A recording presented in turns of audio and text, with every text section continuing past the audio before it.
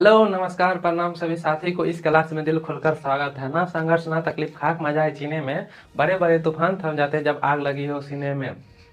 अगर आप बीपीएससी पे बिहार पुलिस एसएससी या फिर किसी भी कम्पिटिटिव एग्जाम का तैयारी कर रहे हैं तो आज की क्लास आपके लिए बहुत महत्वपूर्ण है। ठीक है, देखिए जायद फसल ऋतुओं के आधार पर तीन प्रकार की फसल होते हैं, रबी फसल, खरीफ फसल और जायद फसल। तो रबी और खरीफ फसल के बारे में देख लें तो ऋतुओं के आधार पर कितने प्रकार की फसल होते हैं, तीन प्रकार के हैं, रबी फसल, खरीफ और जायद। तो जायद देखिए, जायद फसल को इंग्लिश में क्या कहते हैं, जायद क्रॉप्स। क्या कहते हैं, जायद फसल को इंग्लिश में जायद क्रॉप्स कहते हैं। ये कौन सा मौसम में उगाया जाता है, तो ये गर्मी के मौसम में उगाया जाता है। कब, तो ये गर्मी के मौसम में उगाया जाता है। और कौन सा महीना इसको बोया जाता है, इसको बुआई कब किया जाता है, कौन सा महीना में, तो फरवरी से मार्च महीना में इसकी बुआई किया जाता है। और इसकी कटाई अप्रैल से मई या मई से जून, याद रखिएगा। अप्रैल से मई, कई जगह अप्रैल से मई भी रहता है या कई जगह मई से जून भी रहता है। याद रखेंगे कटाई कब किया जाता है, तो मई से जून में।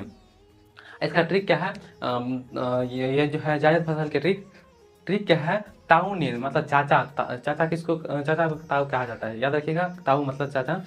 ताऊ ने खीरा खाकर मरे। ता से तरबूज, ऊ से उड़द, खीरा से खीरा हो गया, खा से खरबूज हो गया, उसके बाद क से ककड़ी हो गया। इतना जो है जायद में सफिशियंट है, बस इतना ही को ही याद रखना है आप लोग। इसके अलावा किसी को याद नहीं रखना, इतना ही याद रख लिए तो उम्मीद लाते हैं कि एग्जाम में एक क्वेश्चन नहीं छूटेगा। बस इतना ही आप लोग कर लीजिएगा, ठीक है। तो